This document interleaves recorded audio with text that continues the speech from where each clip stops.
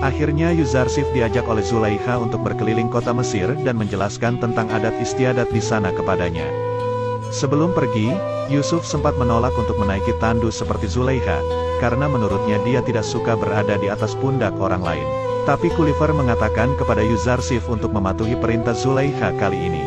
Pada akhirnya mereka pun pergi berkeliling kota, dan Zulaikha mulai menjelaskan beberapa tempat penting di kota Mesir. Pertama, Zulaikha menjelaskan tentang dunia orang mati yang ada di Mesir.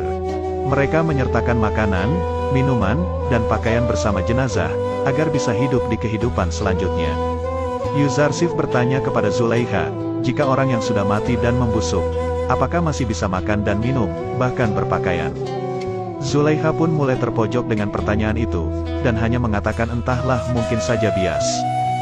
Ketika mereka sampai di kuil Amun untuk menghadiri bangunnya Amun dari tidur, Yuzarsif kembali bertanya kepada Zulaikha, jika Amun semalam tidur, dan bagaimana jika para penyembahnya meminta pertolongan pada malam hari.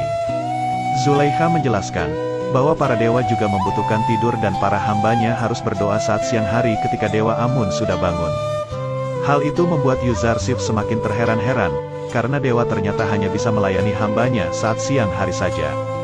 Setelah masuk di kuil, Zulaikha kembali menjelaskan bahwa para pendeta terlebih dahulu mensucikan diri di sungai Nil sebelum masuk kuil Amun.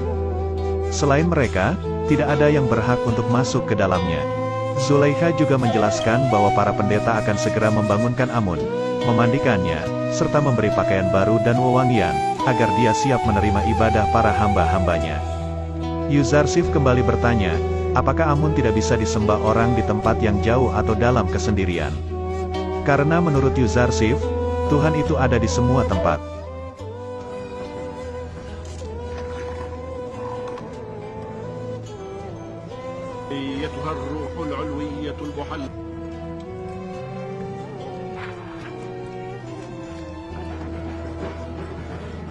Setelah Amun keluar dari kuil dengan memakai pakaian serta perhiasan, Yuzarsif kembali menanyakan apakah para penyembah tidak mengambil perhiasan itu.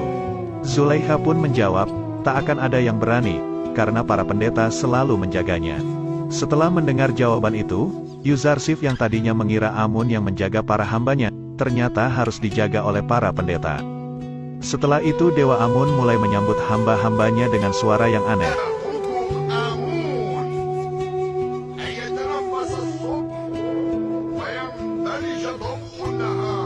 Hal itu membuat Yuzarsif heran.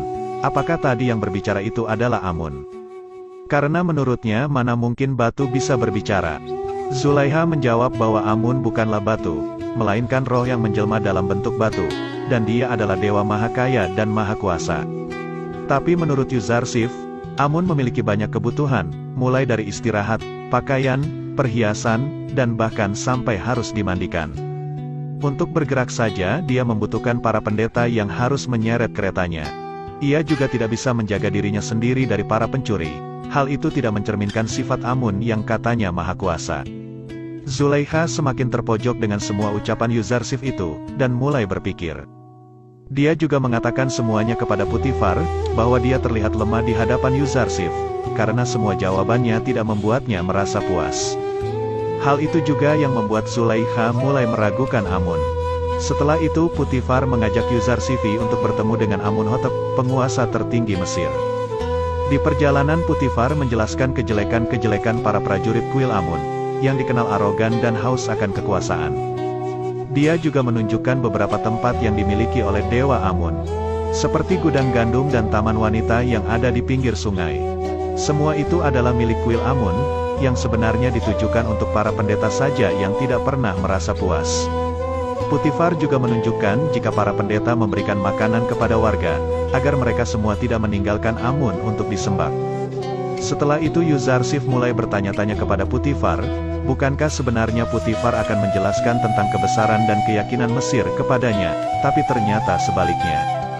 Dia malah menunjukkan sisi negatif dari negeri Mesir, yang selalu dianggap biasa-biasa saja oleh warga Mesir. Setelah mereka sampai di istana Amunhotep, Putifar melihat ada seorang prajurit kuil Amun yang membuat keonaran di jalan. Hal itu membuatnya harus mengejarnya dan memperingatkan, agar dia tidak berbuat semena-mena kepada warga Mesir. Setelah mereka bertarung dan dimenangkan oleh Putifar, Prajurit itu diancam jika sekali lagi dia ketahuan berbuat keonaran, maka nyawanya tidak akan diampuni lagi. Setelah itu Potifar kembali lagi ke istana, dan masuk bersama Yuzarsif.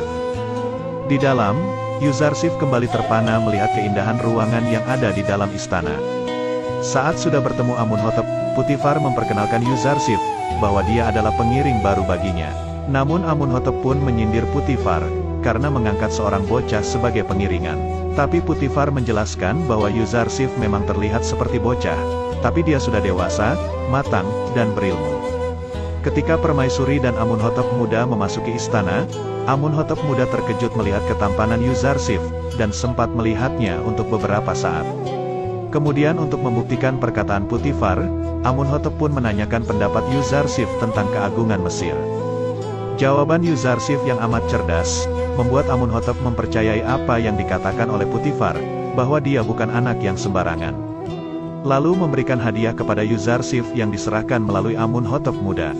Namun setelah dia menyerahkan hadiah itu, tak sengaja dia malah memberikan hormat kepada Yuzarsif, yang membuat Permaisuri mengatakan bahwa penghormatan itu seharusnya tidak boleh dilakukan oleh calon raja Mesir kepada orang biasa. Namun Hotep muda melakukan penghormatan itu tak sengaja, karena Yuzarsif telah membuatnya kagum. Tujuan Potifar bertemu Amunhotep sebenarnya adalah untuk melaporkan tentang keresahannya kepada prajurit kuil Amun, yang selalu membuat penduduk Mesir merasa resah. Mereka tidak takut dengan siapapun, sampai melanggar semua aturan yang ada. Potifar meminta agar segera bertindak, supaya mereka tidak membahayakan pemerintahan Mesir nantinya. Amunhotep setuju dengan perkataan Potifar, bahwa pemerintah harus mulai tegas kepada pengacau dari kuil Amun. Tapi dia tidak ingin tergesa-gesa untuk bertindak, karena takut akan menjatuhkan korban. Amunhotep mempunyai rencana tersendiri untuk mereka. Sementara itu prajurit kuil Amun yang bernama Padiamun tadi melaporkan kejadian yang dialami saat di jalan kepada Anikmahu, pendeta tertinggi kuil Amun. Anikmahu langsung memarahi Padiamun karena jika dia menjadi Potifar, dia akan langsung membunuh Padiamun saat itu juga. Anikmahu menjelaskan bahwa Potifar dan Amunhotep adalah musuh besar bagi Amun. Tapi untuk menyingkirkan mereka, Anikmahu berpikir ada cara yang lebih efektif dan tidak membuat korban berjatuhan nantinya. Tapi Padiamun berpikir, jika dia mempunyai prajurit yang lebih banyak, dia akan langsung memerangi Amunhotep dan pemerintah Mesir. Anikmahu kembali menyindir Padiamun, jika dia memang kuat seharusnya tadi dia bisa mengalahkan Potifar dengan mudah. Tapi kenyataannya dia malah dipermalukan oleh Potifar di jalanan. Anikmahu mengatakan bahwa mereka harus bersabar, karena saat ini Amunhotep dan Putih dalam puncak kekuasaan. Sampai saatnya tiba nanti, mereka harus mempersiapkan semuanya agar bisa menggulingkan Amunhotep dengan mudah. Setelah kejadian yang menimpa Potifar tadi, Yuzarsif meminta agar dia bisa diajarkan ilmu bela diri, agar kelak jika dia sudah dewasa dia bisa menjadi pemberani seperti Potifar. Sesampainya di istana, Potifar meminta Arudamun untuk mengajari Yuzarsif memainkan pedang, memanah, menembak, serta berkuda. Potifar lalu menceritakan kejadian yang terjadi di istana tadi kepada Zulaiha, yang membuatnya berpikir bahwa semua itu mustahil terjadi. Yuzarsif telah membuat Potifar merasa bangga di hadapan Amunhotep dan berpikir nantinya dia akan menjadi pemimpin yang sangat bijaksana.